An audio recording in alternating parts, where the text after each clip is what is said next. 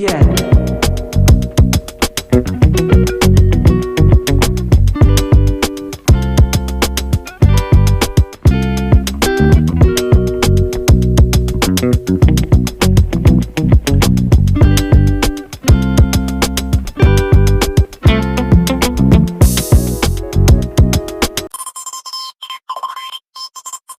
Halo semua, sebelum lanjut video wawancara, kelompok kami akan menjelaskan terlebih dahulu secara singkat mengenai manajemen perencanaan usaha.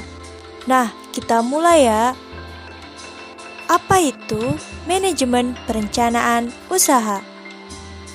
Manajemen perencanaan usaha adalah suatu proses penentuan visi, misi, dan tujuan, strategi, kebijakan, prosedur, aturan, program, dan anggaran yang diperlukan untuk menjalankan suatu usaha atau bisnis tertentu. Lalu, apa tujuan dari perencanaan usaha? Tujuannya yaitu dapat menganalisa apa saja masalah yang mungkin dihadapi usaha dan menemukan jalan keluar agar terhindar dari masalah tersebut. Kemudian, apa aja sih manfaat perencanaan usaha? Manfaatnya yang pertama, strategi usaha lebih matang. Yang kedua, menentukan prioritas. Yang ketiga, mengantisipasi adanya perubahan.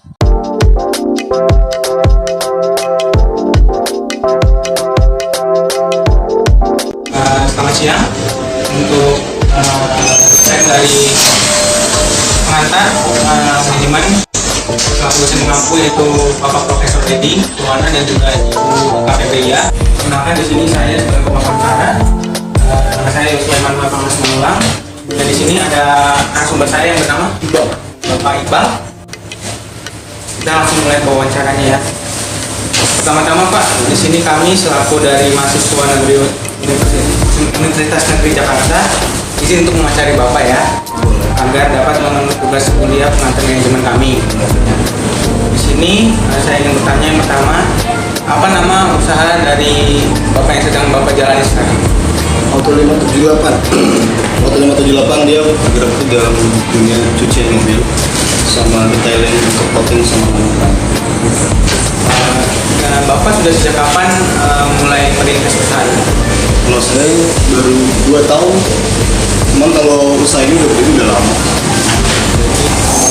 Mulai 2 tahun ya. Kenapa Bapak memilih untuk membuka usaha cucian mobil ini, dan detailing?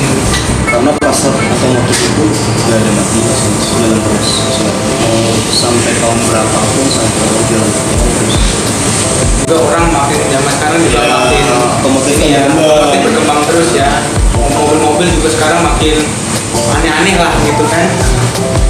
Terus di sini Bapak apa aja sih yang Bapak tawarkan gitu, servis-servisnya? Kalau ini kita ngawas di cuciannya, kualitasnya, terus kita after sana sama customer itu seperti apa. Dan untuk penawaran poles tetap kita edukasi customer fungsi untuk perawatan mobil seperti apa, jadi jatuhnya lebih bagusnya mobil itu lebih terawat. Tapi dari 2 tahun ini nih yang Bapak udah lihat, Bapak mungkin udah pantau gitu, kira-kira yang paling laku tuh di sini apa sih? Orang-orang di sekitar sini mungkin dengan sering datang itu ngapain sih? Terutama sih tentang cucian mobil, karena kan mereka aktivitas mereka kerja dari Senin sampai Jumat itu kan kerja. Otomatis kan kalau mereka kerja kan otomatis mobil harus kondisi bersih, terus kadang ketemu klien kan ngaruh juga di mobil. Kalau misalkan dia ketemu klien dan kondisi mobilnya, apalagi dia jemput customer dia misalkan ketemu klien kondisi dalam interior mobilnya kotor, debu, semua kan, jadi dia untuk bertemu customer kurang pede. Jadi emang udah orang kerja juga merupakan bagiannya ya di sana. Jadi orang kan kalau ketemu orang ya pasti pengen kelihatan lebih fresh gitu ya. Jadi ya pasti cuci mobil segala macam persiapan. Terus kan pasti kan cuci mobil, terus ada detailing dan lain-lainnya, poles. Bapak dapat bahan-bahannya itu dari satu tempat atau misalnya berbagai macam tempat, jadi bapak? Oh itu kalau yang misalkan itu bagian produksinya. Oh, bagian. Jadi yang lebih tahu dia ngambil di mana itu gimana produksinya. Jadi kalau soal kendala dalam mencari bahan-bahan itu juga udah Ada bagian masing-masing gitu. bagian masing-masing ya.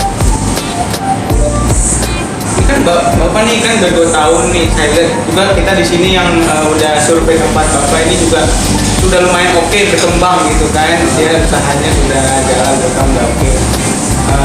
Pas awal-awal ngerintis tuh kayak gimana sih? Maksudnya gimana cara bapak bisa ngejual tempat bapak gitu? Otomatis kalau yang kayak gitu jatuhnya kita harus belajar dulu, kita harus tahu dulu. Gak langsung bisa sih jatuhnya, karena kan kita kalau misalkan sesuatu kan harus pahamin dulu dalam market otomotif seperti apa. Jadi nggak asal langsung nyembur aja, enggak sih. Cuman kalau misalkan kalau kita mau usaha belajar tetap ada jalannya sih. Jadi pengen lihat kondisi sekitar. Kalau lo mau belajar pasti ada bisa. Gak mungkin kayak mudah kayak kembali ke lapangan gitu. Soalnya di sini yang diurus kan bukan punya kita gitu kan, yang punya orang juga. Jadi pasti kan orang juga pengen ekspektasinya bagus gitu, pengen ada Ya gimana, yang penting after sale sama customer itu jadi jangan sampai dia nyuci terus nggak balik lagi. Yang penting kan after sale jadi apa yang kurang kan dari customer kita bilang apa yang kurang, apa yang masih bisa dibantu. Jadi walaupun jatuhnya kan kayak gini, apa ya, seperti dia bayar jasa, dia beri jasa kita. Jadi gimana customer tuh puas dan jangan sampai komplain.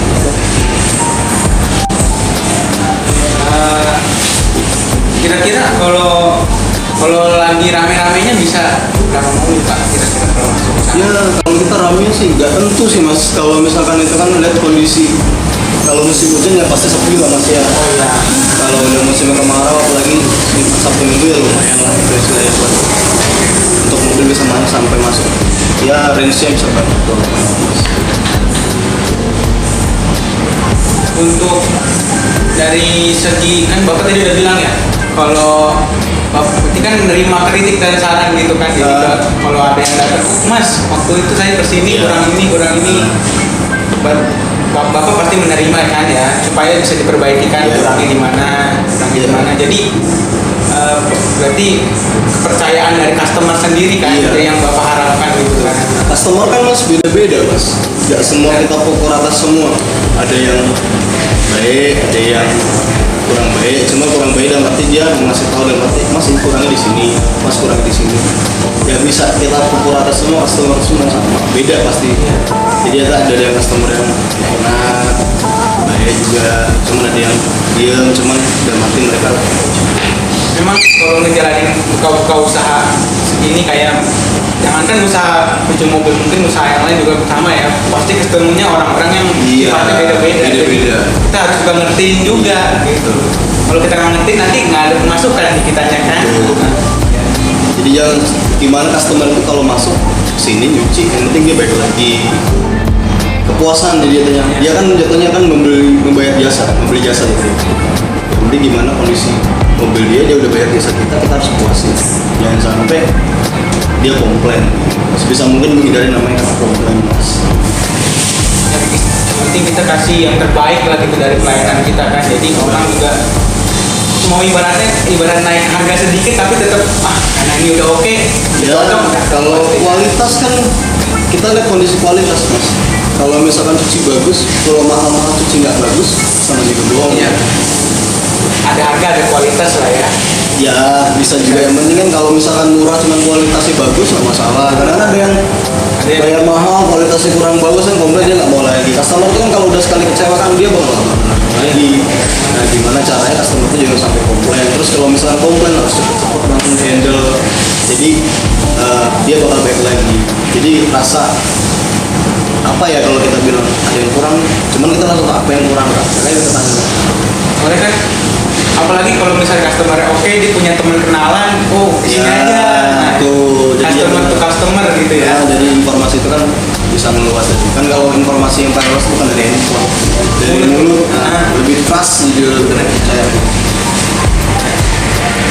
Kan nih sekarang kan banyak ya, tambah banyak itu yang buka-buka detailing, buka-buka cuci cucian mobil, ada yang mungkin lebih besar lagi, modalnya lebih ini. Itu bapak gimana sih cara ini kan pasti bersaing dong. Yang bapak tonjolkan apa yang bapak usahakan tuh supaya gua harus bisa survive gitu, gimana?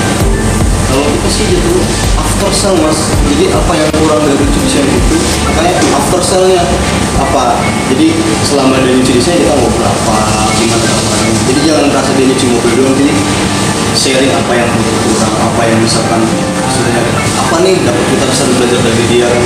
Kadang-kadang kan ilmu itu kan datang dari mana aja mas, bisa datang dari mana aja, dari customer kan, misalkan dari maaf kata dari pembeli bisa kita dapat istilahnya kan, istilahnya survive di berjuang hidup kan, jadi kita lihat sekitar. Jadi ya berarti mobilnya boleh diutak-atik, tapi tetap aja orangnya tetap kita lobby, tetap kita bikin nyaman di sini. After sale jadi jangan sampai dia kesini cuma nyuci mobil selesai udah dia apa yang kurang, apa yang bisa dibantu selain kita bisa bantu sesuai SOP. Sekaligus bisa sharing tentang mobil, mas menurut saya begini kira-kira kurangin gimana ya, tambahin apa ya. Kan kita nggak tahu karena kan kadang ada customer tuh yang kita pancing dulu baru ngomong, kadang-kadang dia duluan, beda-beda kan saya bilang tadi mas, nggak bisa customer orang semua. Ya sekian pak wawancaranya dari saya. Boleh. Terima kasih atas waktunya, sudah mau diwawancarai. Kalau ada salah-salah kata saya atau dari tim teman-teman saya yang mungkin kurang apa ke bapak, mohon dimaafkan. Ya semoga usaha bapak tetap lancar ke depannya, terus semakin rame gitu kan. Jadi ibaratnya kalau rezekinya ke bapak, pasti bapak juga bisa ngebagi ke banyak orang yang perlu gitu kan.